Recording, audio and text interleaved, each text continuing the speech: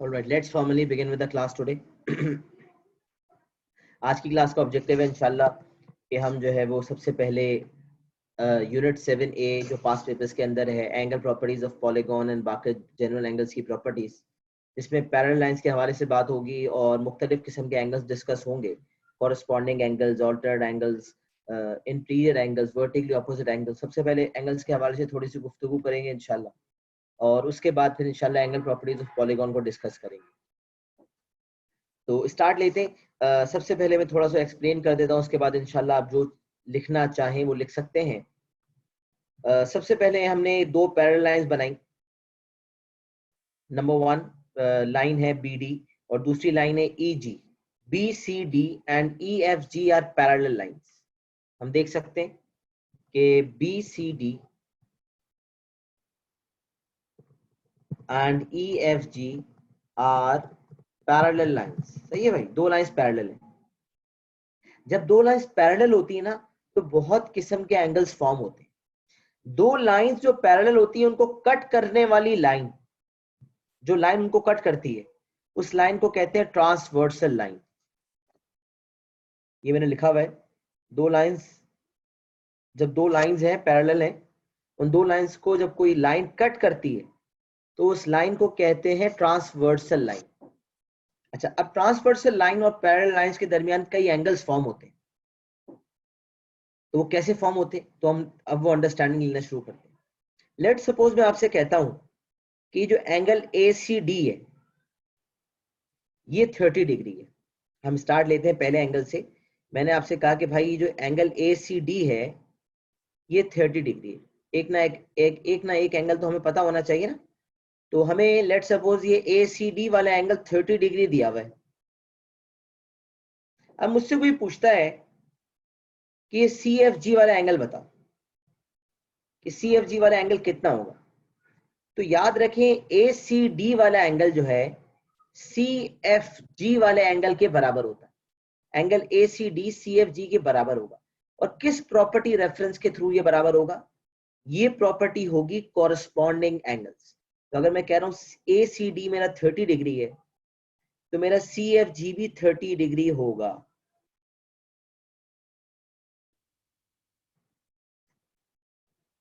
तो मैं यहां लिख रहा हूं angle ACD is equals to CFG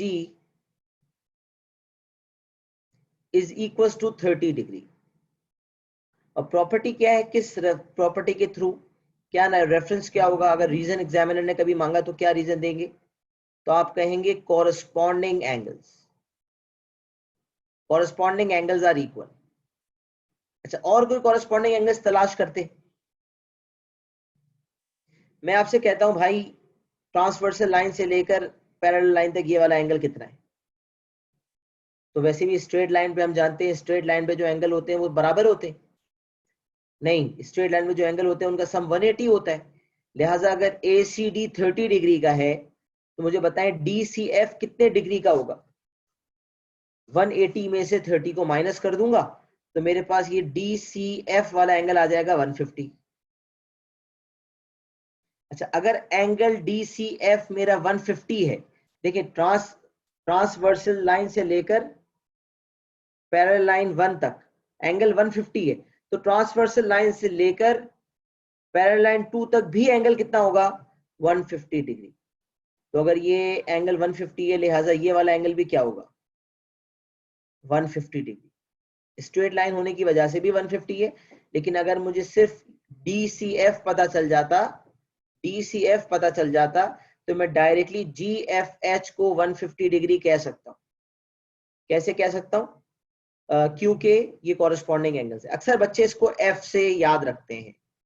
अगर हम F बना लें, दो लाइंस अगर पैरेलल हैं तो ये वाला एंगल जो है वो इस वाले एंगल के बराबर होगा, और ये वाला जो एंगल है वो इस वाले एंगल के बराबर होगा। ये है कॉरस्पॉन्डिंग एंगल्स। तो अब यहां में एक तो मैंने एंगल लिख दिया था ACD is equal to CFG। इसी तरह मैं एक और एंगल लिख रहा हूं DCF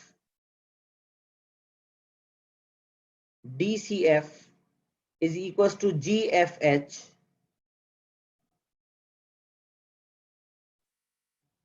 is equal to 150 degree. ये वाला रेफरेंस भी कॉरस्पॉन्डिंग एंगल्स का रेफरेंस होगा। अच्छा, ये कॉरस्पॉन्डिंग एंगल्स की गुफ्तगू हो गई। अब हम बात करते हैं ऑल्टरनेट एंगल्स की। ये जो बात हम कर रहे थे ये कॉरस्पॉन्डिंग एंगल्स के हवाले से गुफ्तगू। ऑल्टरनेट एंगल्स क्या होते हैं? जब दो लाइंस पैरेलल हो, जब दो लाइंस पैरेलल हो और एक ट्रांसवर्सल लाइन कट कर रही हो, तो जो एन शेप या जेड शेप बनता है उसके जो अंदर वाले एंगल्स होते हैं उसको कहते हैं ऑल्टरनेट एंगल्स। अब मैं आपको बताता हूं पहले। जैसे मैंने दो हॉरिजॉन्टल लाइंस बनाई, मैंने एक हॉरिजॉन्टल लाइन बनाई, दूसरी हॉरिजॉन्टल लाइन बनाई। अब मैंने जो है वो ये लाइन ज्वाइन कर दी। अब आप देख सकते हैं दो हॉरिजॉन्टल लाइंस हैं, दोनों पैरेलल हैं, जेड फॉर्म हो रहा है। तो जेड फॉर्म होने की वजह से ये जो अंदर वाले एंगल्स हैं, तो अगर ये वाला एंगल 50 डिग्री का है तो ये वाला एंगल भी 50 डिग्री का होगा। और ये एंगल्स कौन से कहलाएंगे भाई? ये कहलाएंगे ऑल्टरनेट एंगल्स। अच्छा, अब मैं उल्टा जी बना दूं। जी बनना जरूरी है लेकिन लाइंस पैरेलल भी होना जरूरी है। मतलब कोई कहे इस तरह का जी, अब बोले ये और एंगल ये वाले बराबर है, नहीं भाई ऐसा नहीं है। ऐसा क्यों नहीं है? क्योंकि ये वाली लाइन जो है वो इस वाली लाइन से पैरेलल नहीं है। जब दोनों लाइंस पैरेलल नहीं है लिहाजा ऑल्टरनेट एंगल्स यहां पर नहीं लग सकते। तो इस वक्त ये वाला एंगल बराबर होगा इसके। अच्छा, इसी तरह मैं वर्टिकल लाइंस बनाता हूँ। पहली वर्टिकल लाइन, दूसरी वर्टिकल लाइन, दोनों पैरेलल है, हाँ भाई है। अब मैंने यहां से लेकर यहां तक लाइन बनाई तो ये वाला एंगल जो है वो ये इस वाले एंगल के बराबर हो। इसी तरह मैंने दो वर्टिकल लाइंस बनाई और ये उल्टा एन बन गया। लेकिन दोनों लाइंस पैरेलल होना शर्त है। ये दोनों लाइंस पैरेलल है, ये वाला एंगल बराबर होगा इस वाले एंगल के। अच्छा, दो लाइंस पैरेलल है, यूं पैरेलल है, हॉरिजॉन्टल वर्टिकल नहीं है, यहां लाइन बना दी, ये भी जेड बन रहा है, उल्टा जेड सीधा जेड, तो ये दोनों बराबर होंगे। तो जेड या एन बनेगा, लेकिन जरूरी है कि जो दो लाइंस हों वो पैरेलल हो, वरना ऑल्टरनेट एंगल्स का लकब नहीं दिया जा सकेगा। अब मैं आपसे कहता हूं ये जो डायग्राम मैंने बनाया है इसमें ऑल्टरनेट एंगल्स तलाश करें। ये जो डायग्राम मैंने आपके सामने रखा है इसमें ऑल्टरनेट एंगल्स तलाश करें। तो मैं आपसे कहता हूं ये DCF के बराबर कोई एंगल बताएं। DCF, तो DCF जो 150 है उसके बराबर कौन सा एंगल होगा? आप देख सकते हैं DCFE, DCFE उल्टा Z बन रहा है। तो अगर ये वाला एंगल 150 है तो ये वाला एंगल भी कितना होगा? अगर ये उल्टा Z बन रहा है तो जब DCF 150 है तो CFE भी कितना होगा? 150 डिग्री। Very good. और ये 150 किस रेफरेंस के मुताबिक होगा? Alternate angles. तो हम कहेंगे DCF is equals to CFE is equals to 150 degree. और यहां प्रॉपर्टी का रेफरेंस क्या होगा भाई? Alternate angles.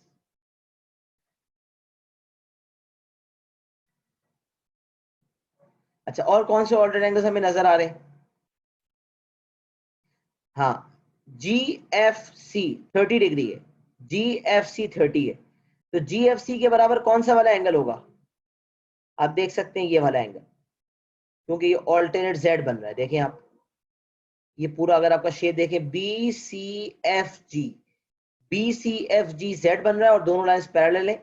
लिहाजा अगर ये वाला एंगल 30 है तो ये वाला एंगल भी 30 होगा। तो हम कहेंगे कि BCF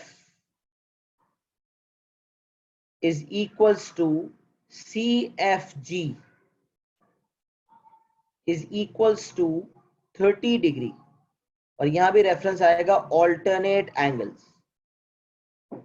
सही, ये हमने ऑल्टरनेट एंगल्स की बात कर ली। अच्छा, अब हम बात करते हैं इंटीरियर एंगल्स। इंटीरियर एंगल्स कौन से होते हैं? देखिए, जब ये एफ शेप में बन रहा है ना, ये एफ बन रहा है,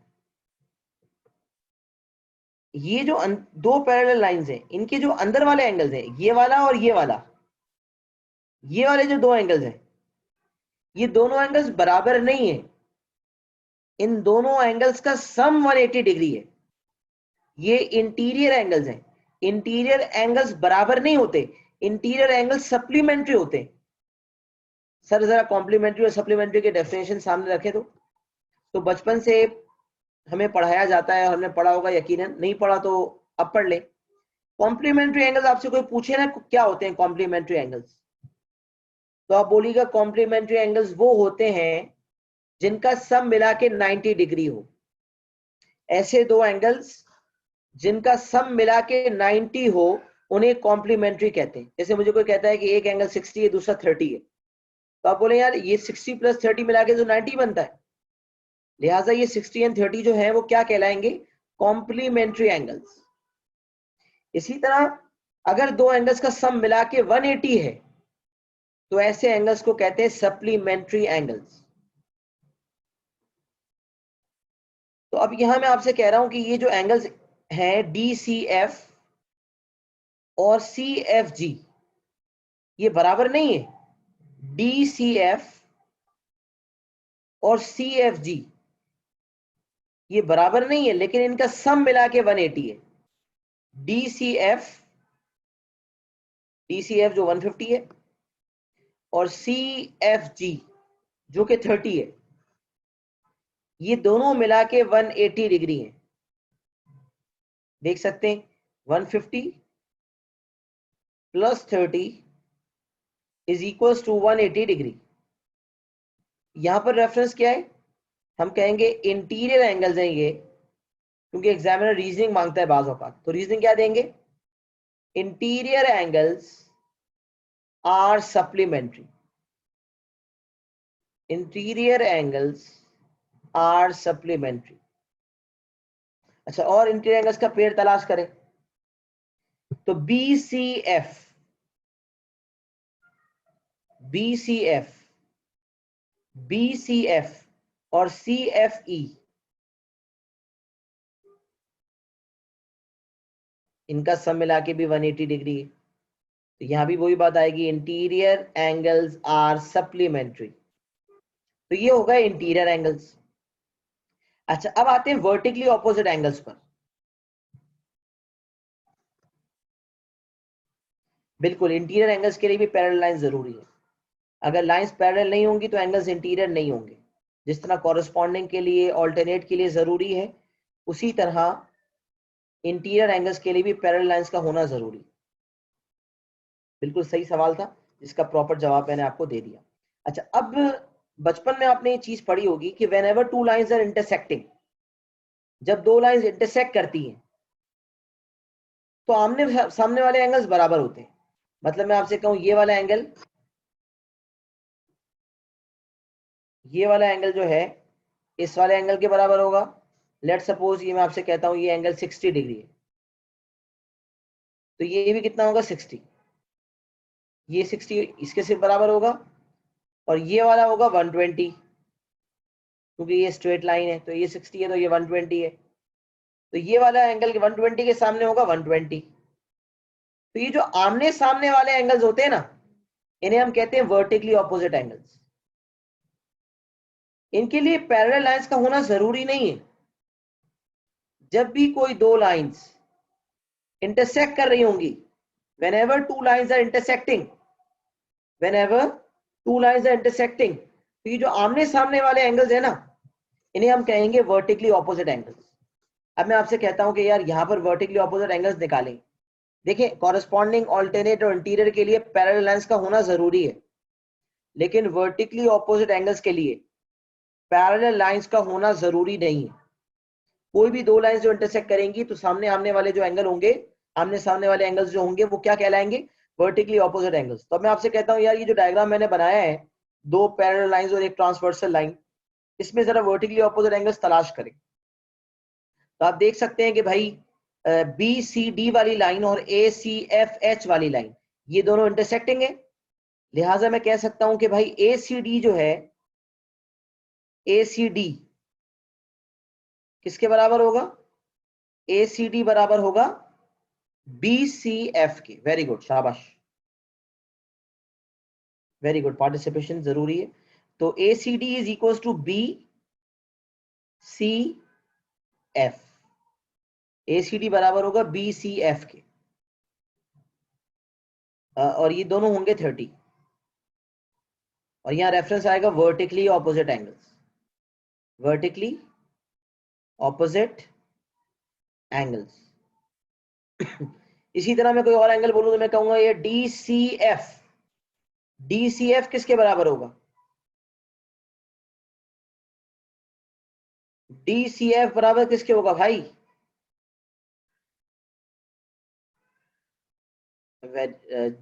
DCF बराबर होगा GFS के बराबर, तो कॉरेस्पॉन्डिंग है ना, ACB के बराबर होगा। वेरी गुड मुथार, जबरदस्त। तो DCF is equal to ACB is equal to 150 degree, और ये भी आएगा वर्टिकली ऑपोजिट एंगल्स।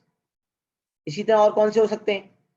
EFC और GFH, देखें दोनों 150 हैं, EFC और GFH।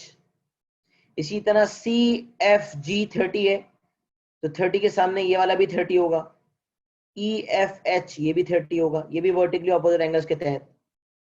तो ये होगा वर्टिकली ऑपोजिट एंगल, जिसके लिए मैंने बताया कि पैरेलल लाइंस का होना जरूरी नहीं है, कोई भी दो लाइंस जो इंटरसेक्टिंग होंगी वो वर्टिकली ऑपोजिट एंगल्स फॉर्म करेंगी। अच्छा, उसके अलावा हमने जो अभी सीखा कि स्ट्रेट लाइन पे एंगल सम 180 होता है, स्ट्रेट लाइन पे एंगल सम 180 होता है। तो ये स्ट्रेट लाइंस पे जो दो एंगल्स होते हैं जिनका सम 180 होता है, उसे क्या कहते हैं? उसे कहते हैं adjacent angles. On a straight line जो दो एंगल्स होते हैं, एक दिया हुआ होता है तो दूसरा निकालने के लिए 180 से माइनस करते हैं, तो उन दोनों एंगल्स को क्या कहते हैं? उनको कहते हैं adjacent angles.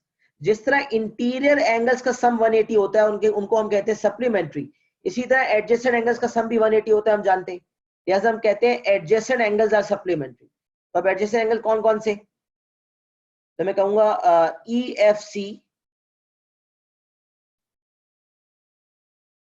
EFC plus GFC। EFC और GFC से KFC याद आ गया। EFC प्लस GFC मिला के 180 डिग्री है, तो EFC GFC मिला के 180 है, तो हम कहेंगे कौन से एंगल्स हैं ये? हम कहेंगे स्ट्रेट लाइन पे एंगल्स हैं। Angles on a straight line लिख दें, angles on a straight line add up to 180। ये इसका प्रॉपर लफ्ज है, एडजेसेंट एंगल्स आर सप्लीमेंट्री। ये एंगल्स कहलाते हैं adjacent angles. Adjacent angles are supplementary. उसके अलावा जैसे BCF है, DCF है, BCF और DCF मिला के जो है वो भी 180 है। कोई भी स्ट्रेट लाइन पे एंगल्स होंगे उसको हम कहेंगे एडजेसेंट एंगल्स आर सप्लीमेंट्री। सही है जी। तो एंगल्स के हवाले से जो है मैंने गुफ्तगू कर ली, ताकि जो टॉपिक हम पढ़ने जा रहे हैं उसमें एंगल्स का इस्तेमाल बहुत ज्यादा होने वाला है, लिहाजा मैंने कहा एंगल्स के बारे में आपको प्रॉपर तरीके से आइडिया दे दूं। तो ये सारे किस्म के एंगल्स आपको प्रॉपर तरीके से पता होने चाहिए। लिख लें जितना कुछ मैटर लिखा हुआ है, साथ साथ भी कुछ लिख रहे होंगे, नहीं लिखा तो 2-3 मिनट दे रहा हूँ, लिख लें फटाफट। उसके बाद एंगल प्रॉपर्टीज ऑफ पॉलीगॉन की तरफ बढ़ते हैं।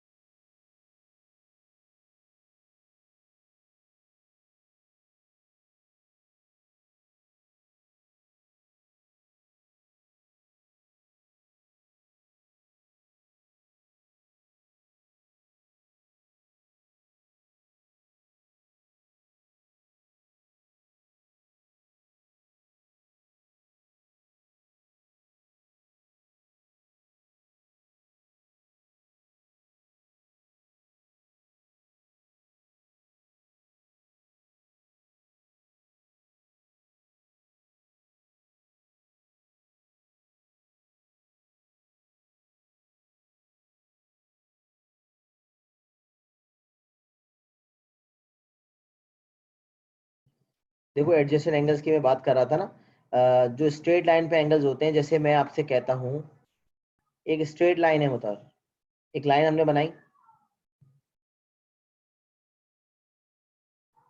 एक मिनट दो मुझे, ये मैंने एक लाइन बनाई। अब इस स्ट्रेट लाइन पे एक ट्राइंगल बना हुआ है, तो ये वाला एंगल मुझे कोई कहता है 60 डिग्री है, तो मुझे पता है ना ये वाला एंगल क्या होगा। अगर ये वाला एंगल 60 है तो ये वाला एंगल क्या होगा, 180 माइनस 60, क्योंकि ये स्ट्रेट लाइन पे एंगल है, ये तो हम बचपन से कर रहे हैं।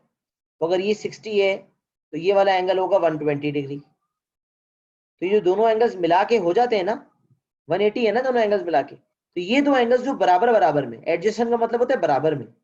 Ali lives adjacent to my place, Ali lives adjacent to my home, Ali मेरे घर के बराबर में रहता है, अली मेरे बराबर वाले घर में रहता है। तो बराबर वाले जो एंगल्स होते हैं उसे कहते हैं एडजेसेंट एंगल्स। तो अगर एक एंगल 60 है तो दूसरा एंगल क्या होगा, 120। तो एडजस्ट स्ट्रेट लाइंस पे जो एंगल्स होते हैं वो 180 होते हैं, बचपन से ही सुनते आ रहे हैं। तो बस इसको मैंने नाम दे दिया कि भाई ये जो दो एंगल्स बराबर बराबर में होते हैं ये मिला के 180 होते हैं, और वो दो एंगल्स जिनका सम मिला के 180 हो उसे क्या कहते हैं, उसे सप्लीमेंट्री कहते हैं। तो ये दो एंगल्स जो बराबर में है इनका सम 180 है, लिहाजा इनका नाम है एडजेसेंट एंगल्स। और एडजेसेंट एंगल्स बराबर नहीं होते बल्कि इनका सम मिला के 180 होता है, लिहाजा एडजेसेंट एंगल्स है, सप्लीमेंट्री का लफ्ज मैंने इस्तेमाल किया। बात समझ आई कुछ?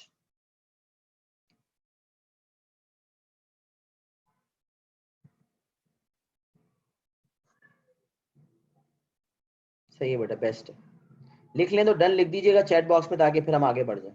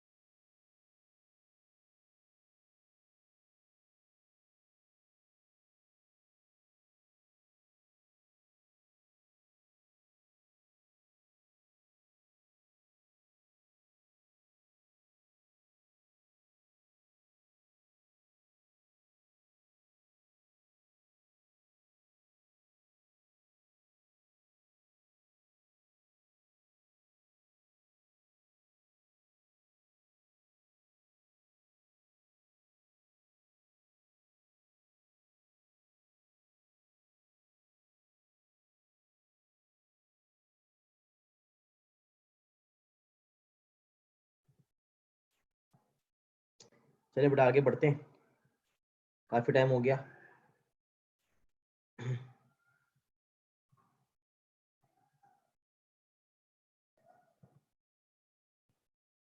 अच्छा, एंगल प्रॉपर्टीज ऑफ पॉलीगॉन की जाने पढ़ते हैं। इसके इंशाल्लाह एक्सप्लेनेशन मैं आपको प्रॉपर तरीके से दूंगा।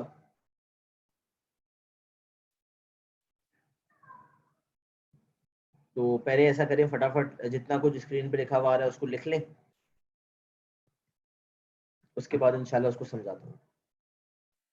फटाफट लिख लें जितना कुछ है, उसके बाद इंशाल्लाह एक्सप्लेनेशन करता हूँ।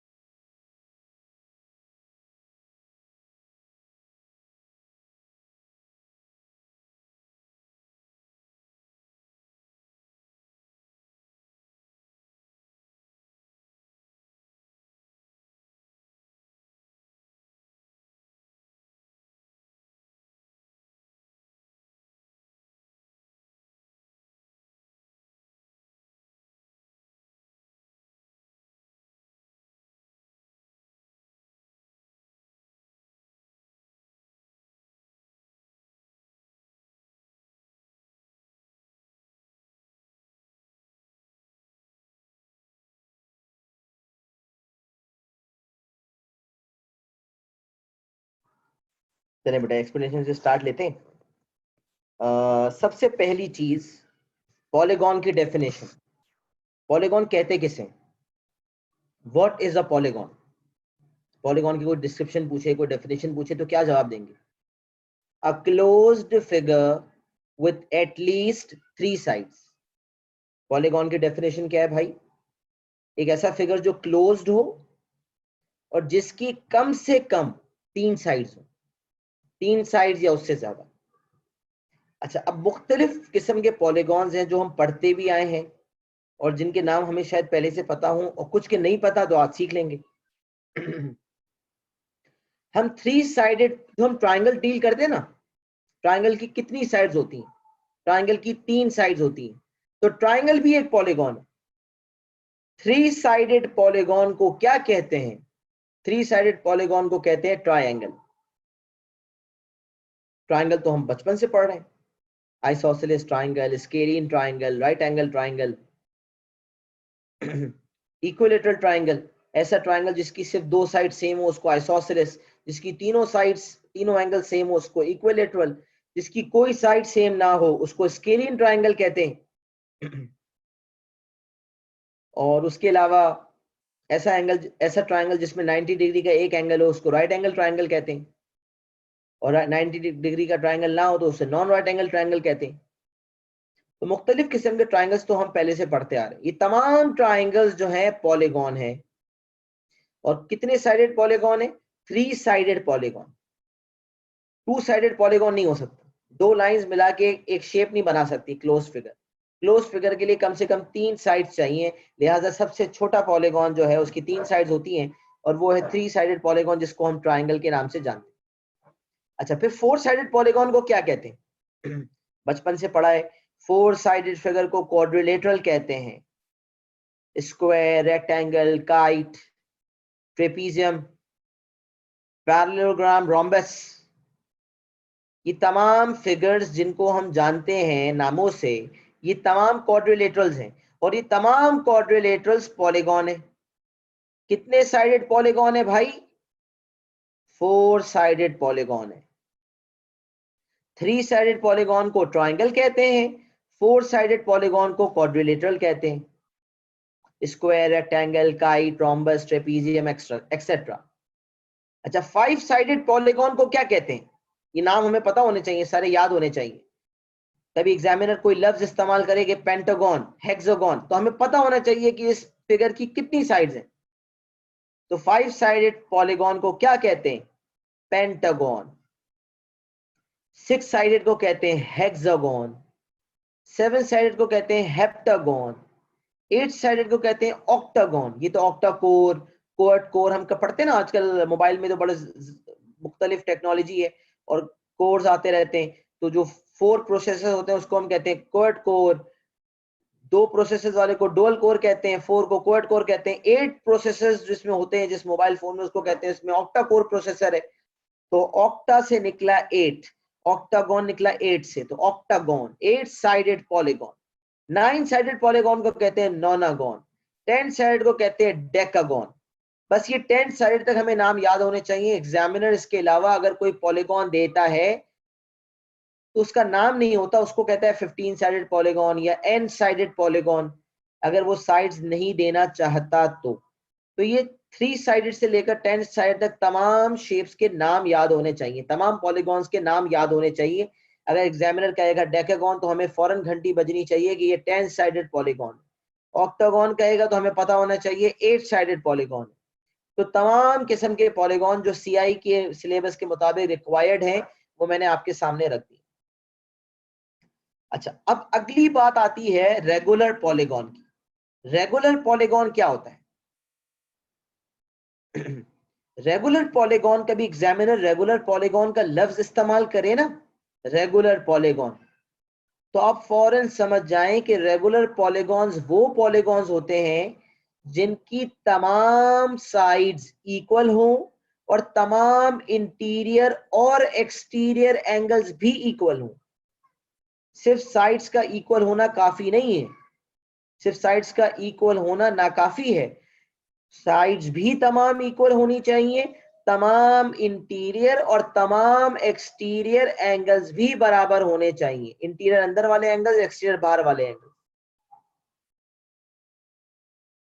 तो कभी एग्जामिनर रेगुलर पॉलीगॉन का लफ्ज इस्तेमाल करेगा तो आप समझ जाएंगे कि जो पॉलीगॉन एग्जामिनर ने दिया है उसकी तमाम साइड्स इक्वल हैं और तमाम इंटीरियर एंगल्स भी इक्वल हैं और तमाम एक्सटीरियर एंगल्स भी इक्वल हैं। अच्छा, जैसे रेगुलर पॉलीगॉन में तमाम साइड्स इक्वल होती हैं, वैसे ऐसा कौन सा पॉलीगॉन होता है जिसकी तमाम साइड्स तमाम एंगल्स इक्वल नहीं होती? तो हम कहेंगे इर्रेगुलर पॉलीगॉन। अगर रेगुलर पॉलीगॉन के ऑपोजिट की बात करें तो इर्रेगुलर पॉलीगॉन जो है ये ऐसा पॉलीगॉन है जिसकी तमाम साइड्स और तमाम एंगल्स इक्वल नहीं होते। कभी इर्रेगुलर पॉलीगॉन का लफ्ज इस्तेमाल हो तो आप समझ जाइएगा कि भाई इसकी तमाम साइड्स इक्वल नहीं है। कुछ 2-3 साइड्स अगर बराबर हो जाएं तो हो सकती हैं, लेकिन तमाम साइड्स और तमाम इंटीरियर एंगल्स इक्वल नहीं होंगे। तमाम साइड्स और तमाम इंटीरियर एक्सटीरियर एंगल्स बराबर हुए तो ऐसे पॉलीगॉन को रेगुलर पॉलीगॉन कहा जाता है। अच्छा, अब मैं आपसे शेयर करता हूँ एग्जांपल्स। अब मैं आपसे पूछूं भाई 3 साइडेड पॉलीगॉन जिसको आप ट्राइंगल कहते हैं उसमें रेगुलर पॉलीगॉन बताएं। 3 साइडेड पॉलीगॉन जो रेगुलर हो, तो आप रिकॉल करें ट्राइंगल में वो कौन सा ट्राइंगल है जिसकी तमाम साइड्स और तमाम इंटीरियर एंगल्स बराबर होते हैं? तो आपको फौरन नाम जहन में आएगा। पार्टिसिपेशन रखें ताकि मुझे पता चले बच्चे सो रहे हैं, सो नहीं रहे, जाग रहे हैं। तो तमाम साइड्स और तमाम एंगल्स जिस ट्राइंगल की बराबर होती हैं उस ट्राइंगल को क्या कहते हैं? Very good, equilateral triangle. तो ट्राइंगल की कैटेगरी में तमाम किस्म के ट्राइंगल्स इर्रेगुलर पॉलीगॉन है। सिर्फ एक रेगुलर पॉलीगॉन है जिसे हम इक्विलेटरल ट्राइंगल के नाम से जानते हैं। इक्विलेटरल ट्राइंगल की तमाम साइड्स भी बराबर होती हैं और तमाम एंगल्स भी, और तमाम एंगल्स 60-60-60 के होते हैं क्योंकि ट्राइंगल का एंगल सम 180 होता है।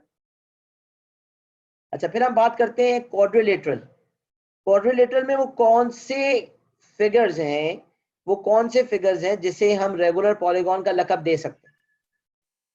क्वाड्रिलेटरल्स में, क्वाड्रिलेटरल में आपको बताया ना, स्क्वायर, रेक्टेंगल, रोम्बस, पैराग्राम, काइट, मुख्तलिफ है। उसमें कौन से हैं जो रेगुलर पॉलीगॉन है? तो स्क्वायर। अच्छा, अब कुछ बच्चे कहते हैं रोम्बस।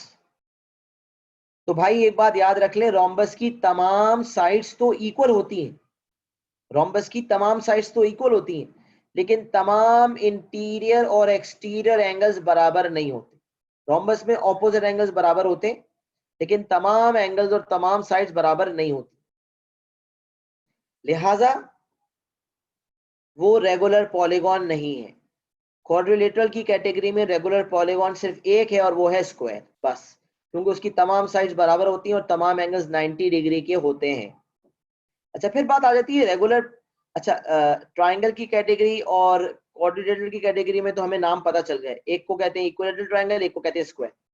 उसके अलावा अगर 5 साइडेड पॉलीगॉन में कोई रेगुलर है तो एग्जामिनर डायरेक्ट नाम देता है, regular pentagon, regular octagon, regular hexagon, regular decagon. उसके कोई स्पेसिफिक नाम हम नहीं जानते। रेगुलर क्वाड्रिलेटरल हमें पता है, स्क्वायर। रेगुलर ट्राइंगल हम जानते हैं, इक्विलेटरल ट्राइंगल। लेकिन रेगुलर पेंटागन का नाम हमें नहीं पता तो हम उसे रेगुलर पेंटागन कहेंगे। अच्छा, अगर कोई ऐसा फिगर है जिसका नाम हमें पता ही नहीं है, जैसे 15 साइडेड पॉलीगॉन है, तो हम कहेंगे रेगुलर 15 साइडेड पॉलीगॉन। उसका मतलब होगा 15 साइड्स है, 15 की 15 बराबर है, 15 इंटीरियर एंगल्स है, 15 के 15 बराबर है, 15 एक्सटीरियर एंगल्स है, 15 के 15 बराबर है। तो रेगुलर का मतलब है तमाम साइड्स, तमाम इंटीरियर एक्सटीरियर एंगल्स बराबर।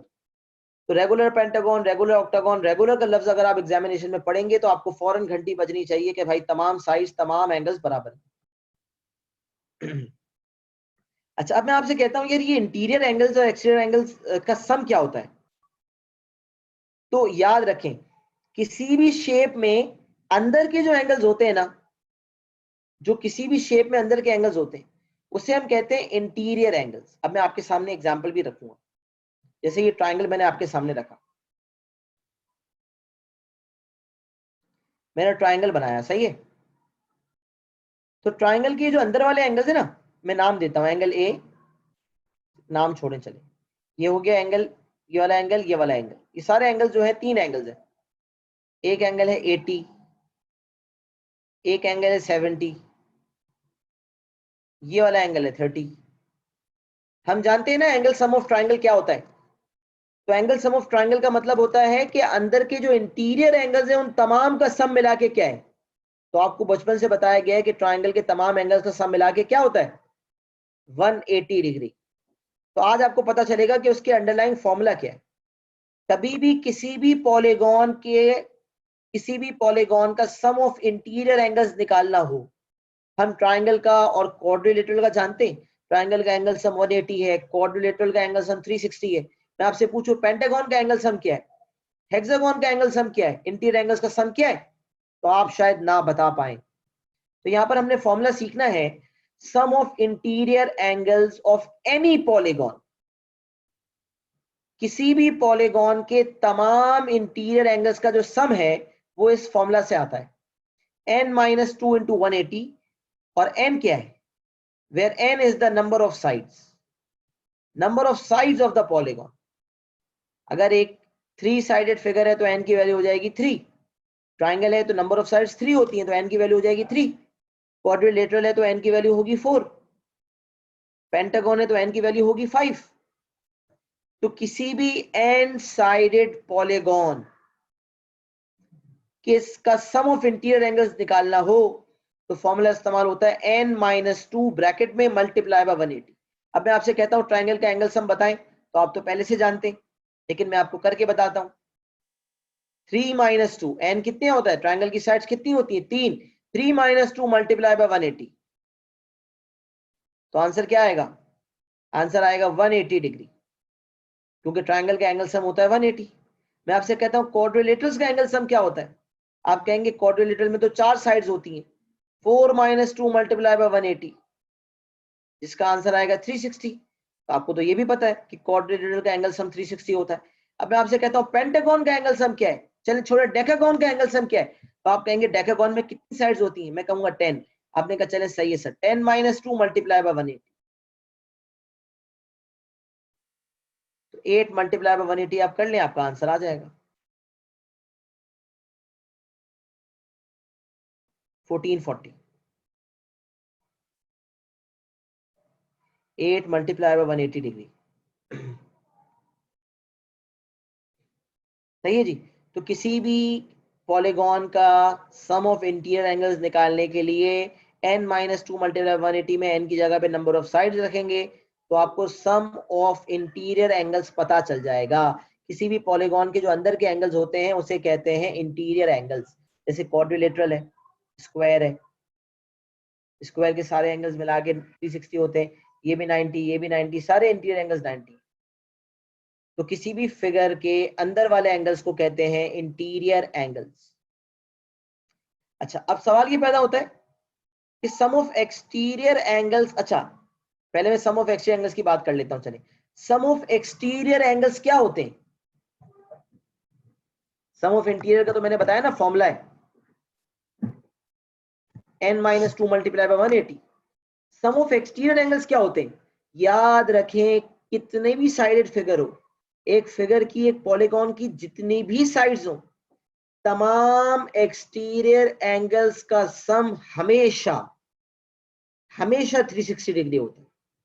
अगर 100 साइडेड फिगर भी है तो अगर 100 साइड्स के एक्सटीरियर एंगल्स लेंगे तो तमाम का सम मिला के सिर्फ और सिर्फ 360 होगा, ज्यादा नहीं होगा।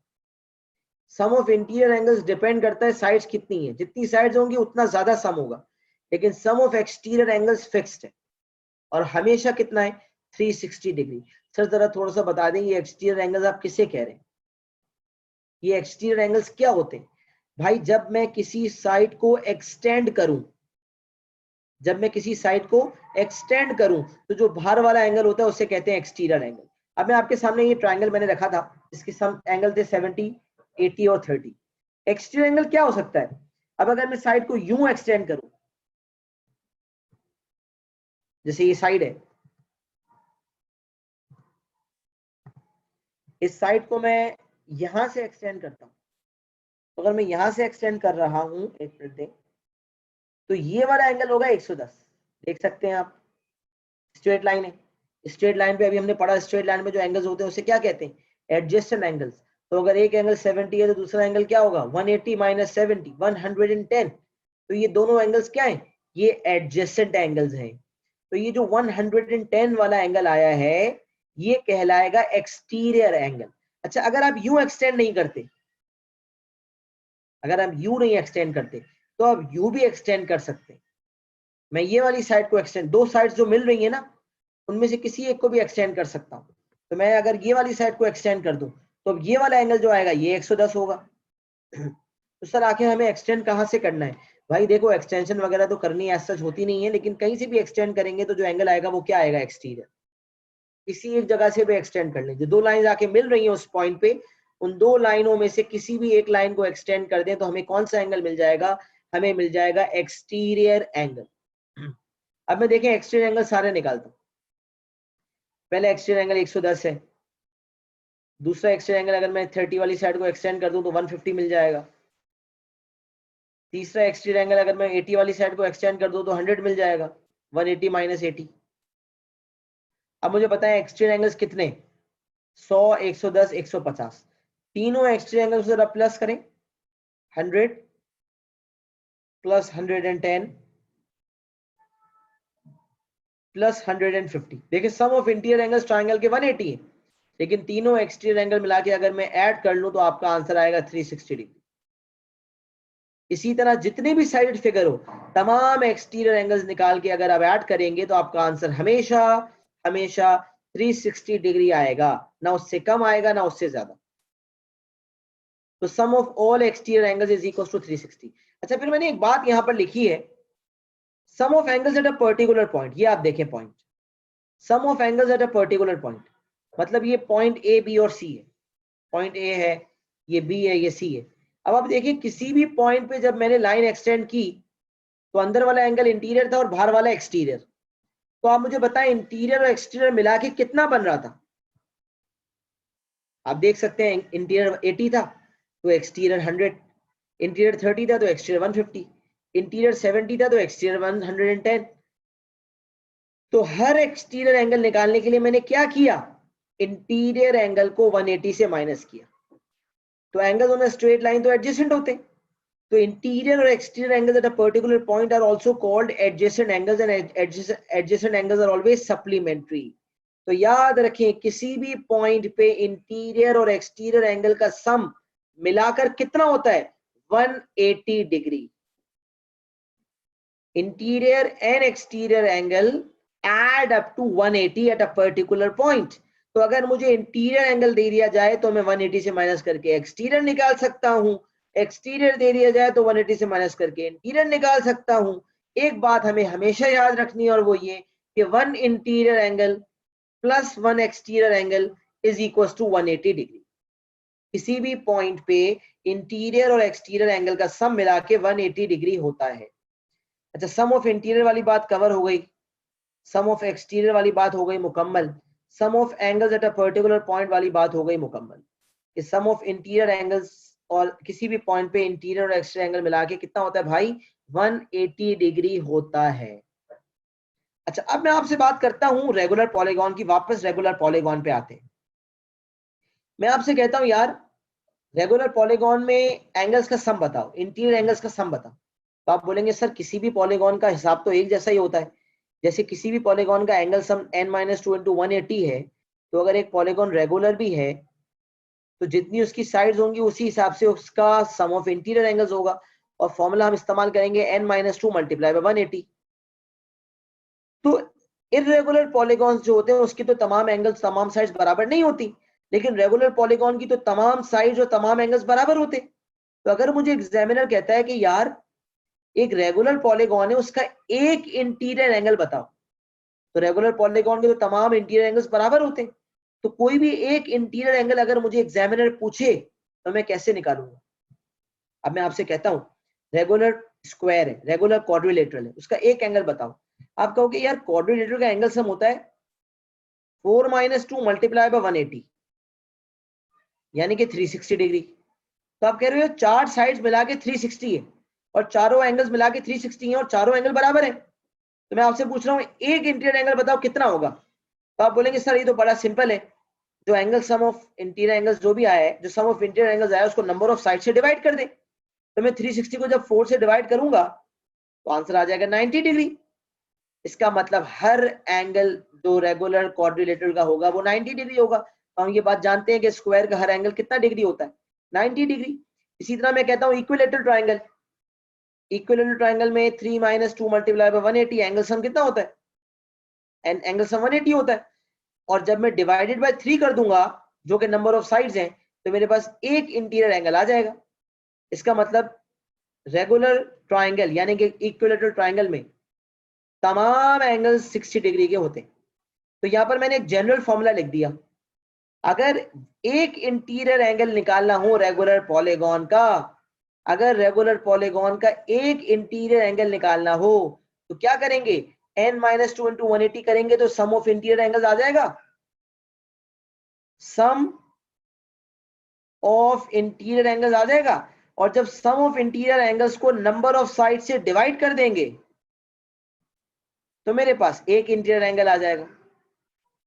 सम ऑफ इंटीरियर एंगल्स को जब मैं नंबर ऑफ साइड से डिवाइड कर दूंगा तो मेरे पास एक इंटीरियर एंगल आ जाएगा। सवाल है भाई सर इर्रेगुलर पॉलीगॉन का एक इंटीरियर एंगल कैसे निकलेगा। बेटा इर्रेगुलर पॉलीगॉन का एक इंटीरियर एंगल हम नहीं निकाल सकते, इर्रेगुलर पॉलीगॉन का हर इंटीरियर एंगल मुख्तलिफ होगा, लिहाजा हम जनरली किसी इर्रेगुलर पॉलीगॉन का एक इंटीरियर एंगल नहीं बता सकते। एक इंटीरियर एंगल अगर एग्जामिनर हमसे पूछेगा तो वो रेगुलर पॉलीगॉन का ही पूछेगा, क्योंकि उसमें तमाम इंटीरियर एंगल्स बराबर होते हैं। इर्रेगुलर के तो तमाम एंगल्स मुख्तलिफ हैं, तो हम ऐसे नहीं निकाल सकते। उसमें क्या होगा कि एक फिगर होगा, उसमें कुछ एंगल्स मौजूद होंगे, कुछ निकालने होंगे, तो वो सवाल उस नेचर का होगा मुख्तलिफ, जिसमें कुछ एंगल्स बताए जाएंगे। तो वो सवाल जब उस तरह का कोई पॉसिबल में नजर आएगा तो उसको हम देख लेंगे। लेकिन अभी के लिए हमें हमारा जो ऑब्जेक्टिव है वो ये कि भाई इर्रेगुलर पॉलीगॉन का जनरली अगर मुझे कोई कहे कि एक एंगल बताओ तो मैं नहीं निकाल सकता, लेकिन रेगुलर पॉलीगॉन का एक इंटीरियर एंगल निकालने के लिए सम ऑफ इंटीरियर एंगल्स को नंबर ऑफ साइड से डिवाइड कर देंगे। अच्छा एक सवाल है, छोटा सा सवाल लेते हैं उसके बाद कंटिन्यू करते हैं एक्सप्लेनेशन। जी मुतार सर हम लोग को ये सवाल आ सकता है, मतलब इसी चीज के लिए ये सवाल आ सकता है कि ईच रेगुलर पॉलीगॉन के फाइंड आउट करें। आंसर तो एक ही होगा, लेकिन ऐसे सवाल आ सकता है, ये सवाल यही आएगा कि नहीं, each find regular, out one, देखो ईच रेगुलर पॉलीगॉन से तो मुराद है एक regular polygon. Each interior angle of अ हाँ रेगुलर हाँ हाँ ऑफ पॉलीगॉन। कोर्स ऐसी बात है, one interior angle each interior angle एक ही बात है, इसमें तो कोई फर्क ही नहीं। तो अंग्रेजी का कमाल है ना, अंग्रेजी तो आगे पीछे हो सकती है, अंग्रेजी में तो कुछ नहीं है, अंग्रेजी के तो जुमला चेंज हो सकता है, बाकी एक बात एक ही है, वन इंटीरियर एंगल या each interior angle of regular, एक ही बात है।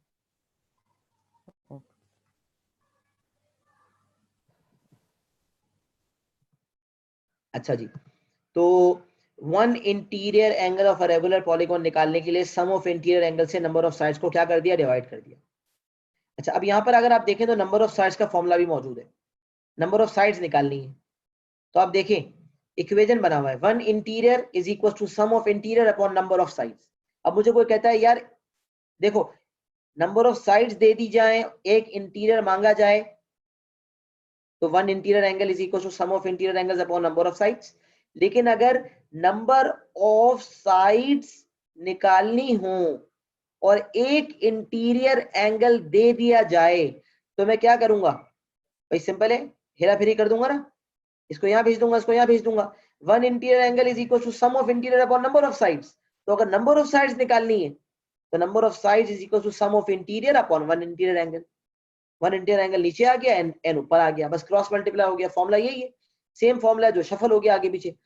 एक इंटीरियर एंगल निकालने के लिए सम ऑफ इंटीरियर को नंबर ऑफ साइड से डिवाइड करेंगे, या अगर एक इंटीरियर एंगल मौजूद है तो नंबर ऑफ साइड्स निकालने के लिए सम ऑफ इंटीरियर एंगल से एक इंटीरियर एंगल डिवाइड कर देंगे। जैसे मैं एग्जांपल देता हूं, मैं आपसे कहता हूं यार सम ऑफ इंटीरियर एंगल जो है वो 1440 है, और आपका एक इंटीरियर एंगल जो है, एक इंटीरियर एंगल जो है आपका, एक मिनट मुझे सोचने दें, 144 है। हाँ आपका एक इंटीरियर एंगल 144 है और सम ऑफ इंटीरियर एंगल्स 1440 है, लेट सपोज। मैं आपसे पूछता हूँ नंबर ऑफ साइड्स बताओ, तो आप बोलोगे 1440 डिवाइडेड बाय 144, तो आपके पास आंसर आ जाएगा 10। आप बोलेंगे सर नंबर ऑफ साइड्स है 10, तो अगर सम ऑफ इंटीरियर एंगल में से नंबर ऑफ साइड्स डिवाइड की जाए तो एक इंटीरियर एंगल आ जाता है, और सम ऑफ इंटीरियर एंगल्स में अगर एक इंटीरियर एंगल डिवाइड किया जाए तो नंबर ऑफ साइड्स आ जाती है। तो ये नंबर ऑफ साइड्स का फॉर्मूला एक हमने अपने सामने रख लिया। अच्छा, अब हम बात करते हैं one exterior angle of a regular polygon. एक interior angle of a regular polygon निकाल लिया ना, इसी तरह one exterior angle of a regular polygon. तो जैसे वन इंटीरियर एंगल निकालने के लिए सम ऑफ इंटीरियर एंगल से नंबर ऑफ साइड्स को डिवाइड किया था, बस इसी तरह वन एक्सटीरियर एंगल निकालने के लिए सम ऑफ एक्सटीरियर एंगल्स को नंबर ऑफ साइड से डिवाइड किया जाएगा।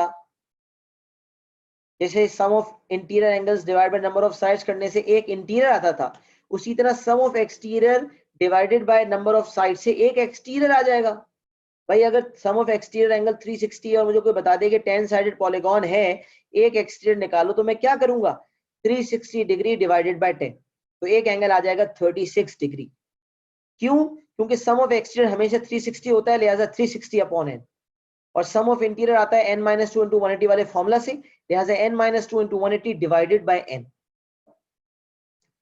तो one interior is equal to sum of interior upon number of sides. Sum of interior का फॉर्मूला n - 2 × 180 है, और one exterior is equal to sum of exterior upon number of sides, और sum of exterior हमेशा 360 है, लिहाजा one exterior angle is equal to 360 upon n। बस जैसे one exterior angle is equal to 360 upon n है, उसी तरह अगर नंबर ऑफ साइड्स निकालनी है और मुझे एक एक्सटीरियर एंगल पता है, तो मैं इसकी हेरा फेरी कर सकता हूँ, n को यहाँ भेज दूंगा, वन एक्सटीरियर एंगल को यहाँ ले आऊंगा, तो one exterior is equal to 360 upon n, या फिर number of sides is equal to 360 upon one interior angle, जो कि मैंने ये कवर किया। जैसे नंबर ऑफ साइड्स निकालने के लिए n - 2 × 180 को वन इंटीरियर एंगल से डिवाइड करते थे, वैसे ही नंबर ऑफ साइड्स निकालने के लिए एक और तरीका हमारे पास ये है कि हम 360 डिग्री को वन एक्सटीरियर एंगल से डिवाइड कर सकते हैं। दोनों से हमारे पास नंबर ऑफ साइड्स आएंगी। नंबर ऑफ साइड्स का निकालवाना एग्जामिनर कॉमनली टेस्ट करता है। तो जब भी नंबर ऑफ साइड्स निकालनी हो तो हमारे पास दो ऑप्शंस होते हैं, सम ऑफ इंटीरियर एंगल से वन इंटीरियर एंगल को डिवाइड किया जाए, या सम ऑफ एक्सटीरियर यानी कि 360 से वन एक्सटीरियर एंगल को डिवाइड किया जाए। दोनों रास्तों से हमारे पास नंबर ऑफ साइड्स आ जाती हैं। इसके हवाले से मैं एक एग्जांपल भी करवाता हूं, इसको दोनों मेथड से सॉल्व करवाता हूं ताकि आपके दिमाग में पिक्चर थोड़ी सी क्लियर हो जाए। इससे पहले कि मैं आगे बढ़ूं, मैं एक दफा क्विक रिकैप दे देता हूं जो मैंने बातें बताई। सबसे पहले हमने ये पढ़ा कि पॉलीगॉन क्या होता है। तो कोई भी फिगर जिसकी कम से कम 3 साइड्स या उससे ज्यादा हो और वो क्लोज फिगर हो, उसे कहते हैं पॉलीगॉन। पॉलीगॉन की कितने किस्म के पॉलीगॉन होते हैं, 3 साइडेड पॉलीगॉन, 4 साइडेड, 5 साइडेड, मुख्तलिफ नाम है, वो हमें पता होने चाहिए, वो हमने डिस्कस कर लिए हैं। फिर हमें मेनली पता होना चाहिए कि रेगुलर इरेगुलर पॉलीगॉन क्या है। ऐसा पॉलीगॉन जिसकी तमाम साइड्स तमाम एंगल्स बराबर, उसे रेगुलर कहते हैं, और ऑपोजिट जो हो जाता है जिसकी तमाम साइड्स तमाम एंगल्स इक्वल नहीं होते, उसे कहते हैं रेगुलर पॉलीगॉन। रेगुलर पॉलीगॉन की कुछ मिसालें हमने देखी, तो हमें पता होनी चाहिए। Sum of interior angles of any polygon, किसी भी पॉलीगॉन के सम ऑफ इंटीरियर एंगल्स बताने हो तो फॉर्मूला फॉलो होता है n - 2 × 180 where n is the number of sides. और सम ऑफ एक्सटीरियर एंगल्स, किसी भी पॉलीगॉन के सम ऑफ एक्सटीरियर एंगल्स, तमाम एक्सटीरियर एंगल्स का सम हमेशा हमेशा 360 डिग्री होता है। इर्रेगुलर पॉलीगॉन का एक इंटीरियर एक एक्सटीरियर पूछा नहीं जा सकता, लेकिन अगर पॉलीगॉन रेगुलर है तो एक इंटीरियर एक एक्सटीरियर पूछा जा सकता है। अगर एक इंटीरियर पूछा जा रहा है तो सम ऑफ इंटीरियर को नंबर ऑफ साइड से डिवाइड करेंगे तो एक इंटीरियर आ जाएगा। एक एक्सटीरियर पूछा जा रहा है तो सम ऑफ एक्सटीरियर से एक नंबर ऑफ साइड्स को डिवाइड करेंगे तो एक एक्सटीरियर आ जाएगा। इन्हीं फॉर्मूलाज को शफल करेंगे तो नंबर ऑफ साइड्स निकालने के लिए भी इस्तेमाल किया जा सकता है। फिर मोस्ट इंपॉर्टेंटली एक बात कि किसी भी इंटीरियर एंगल से अगर एक्सटीरियर निकालना है तो 180 से माइनस करते हैं। क्यों भाई? क्योंकि इंटीरियर एंगल और एक्सटीरियर एंगल का सम मिला के 180 होता है। Interior and exterior angle are supplementary, तो interior angle one interior angle plus one exterior angle is equal to 180। तो एग्जामिनर अगर एक इंटीरियर देगा तो मैं एक एक्सटीरियर निकाल सकता हूँ, एक एक्सटीरियर देगा तो मैं एक इंटीरियर निकाल सकता हूँ। यहाँ तक बात सबको क्लियर है? क्या मैं आगे बढ़ सकता हूँ?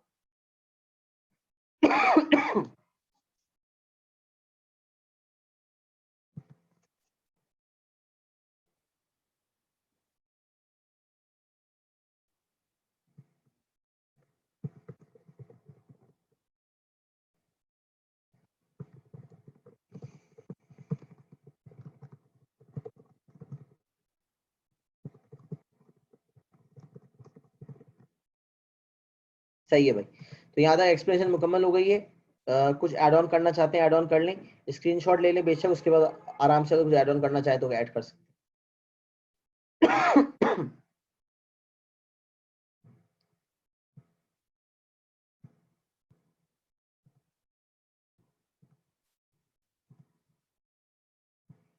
अच्छा जी, अब हम आते हैं एग्जाम्पल पे। एक एग्जाम्पल जो एग्जामिनर 2 मार्क्स के लिए अक्सर और बेशतर टेस्ट करता है, उसका एग्जाम्पल देख लेते हैं ताकि वो सवाल हम कर सकें। बाकी डायग्राम्स वाले सवाल तो हम पास पेपर्स के सवाल के साथ ही केटर कर सकते हैं। जब हमारे पास पास पेपर्स आएंगे, नेक्स्ट क्लास में हम पास पेपर्स करेंगे इंशाल्लाह एंगल प्रॉपर्टीज ऑफ पॉलीगॉन की, तो उसमें इंशाल्लाह और बातें जो है वो इंशाल्लाह सवाल के साथ ही बताऊंगा। तो जनरल गुफ्तगू थी वो मैंने आज की क्लास में बता दी। अब एक एग्जाम्पल देखते हैं, ऐसा एग्जाम्पल जो अक्सर सवाल में 2 मार्क्स के लिए आता है। An interior angle of a regular polygon is 156. एक रेगुलर पॉलीगॉन का एक इंटीरियर एंगल 156 डिग्री मौजूद है, दिया हुआ है। कह रहा है number of sides of the polygon बताओ। तो अभी मैंने आपको फॉर्मूला बताया था, 2 फॉर्मूलाज के थ्रू नंबर ऑफ साइड्स आ सकती है। Formula number 1, number of sides निकालनी है ना, तो सम ऑफ इंटीरियर एंगल यानी कि n-2 इंटू 180 में 1 इंटीरियर एंगल डिवाइड कर दो। पहला रास्ता ये है, जिसे मेथड 1 कह देता हूं। दूसरा रास्ता क्या है, नंबर ऑफ साइड्स निकालना चाहते हैं ना, तो सम ऑफ एक्सटीरियर यानी कि 360 से 1 एक्सटीरियर एंगल डिवाइड कर दे। इन दोनों रास्तों के थ्रू काम कर सकते हैं। मेथड 1 थोड़ा लंबा है, मेथड 2 थोड़ा छोटा है। कैसे देखते हैं, एक इंटीरियर एंगल रेगुलर पॉलीगॉन का 156 है, नंबर ऑफ साइड्स निकालनी है। मैंने कहा नंबर ऑफ साइड्स नहीं पता, n इज इक्वल टू, जब नंबर ऑफ साइड्स ही नहीं पता तो n-2 इंटू 180 तो डी हो ही नहीं सकता, तो n-2 into 180 as it is रहेगा upon 1 interior angle which is 156। Cross multiply करूंगा तो ये हो जाएगा 156n, और ये 180 n-2 दोनों से मल्टीप्लाई होगा, तो 180 मल्टीप्लाई बाय n हो जाएगा 180n, और 180 मल्टीप्लाई बाय 2 हो जाएगा 360। 180 माइनस 156 हो जाएगा 24, 24n is equal to 360। Divide करूंगा तो n इज इक्वल टू 15 आ जाएगा। नंबर ऑफ साइड्स कितनी हो गई भाई, 15 हो गई। अच्छा मेथड 2, n निकालने के लिए 360 से 1 एक्स्ट्रा एंगल को डिवाइड कर दे। सर 1 एक्स्ट्रा एंगल तो है ही नहीं, तो बच्चों अगर एक इंटीरियर एंगल 156 है तो मुझे कोई बताएगा कि 1 एक्सटीरियर एंगल क्या होगा। वेरी गुड, 24, क्योंकि हम जानते हैं 1 interior plus 1 exterior is equal to 180। लिहाजा अगर हमारे पास एक इंटीरियर एंगल 156 है तो एक एक्सटीरियर एंगल आ जाएगा 180 माइनस 156 यानी कि 24 डिग्री। तो अब ये तो बहुत आसान हो गया।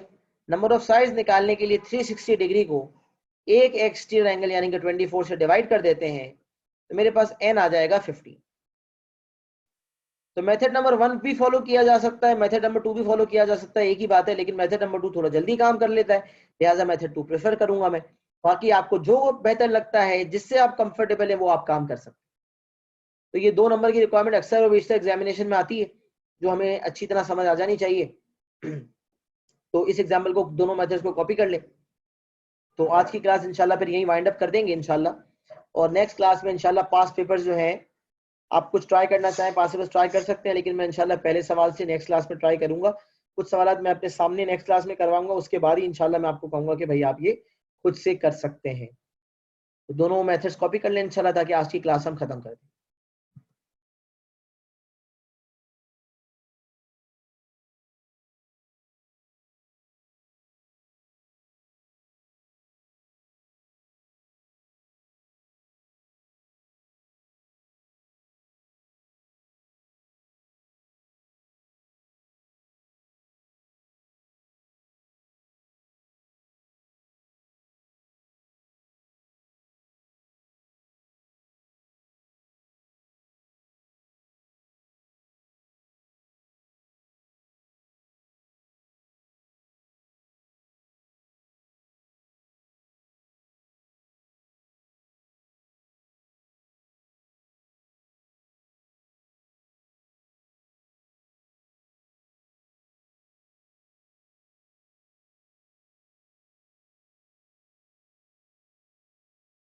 तो अल्लाह के फजल करम से एंगल प्रॉपर्टी ऑफ पॉलीगॉन की मुकम्मल एक्सप्लेनेशन जो मैं देना चाह रहा था वो दे दी, लेकिन अभी भी मैंने कहा कि एक्सप्लेनेशन अधूरी है और पास्ट पेपर्स के सवालात के थ्रू मैं कुछ बातें बताऊंगा।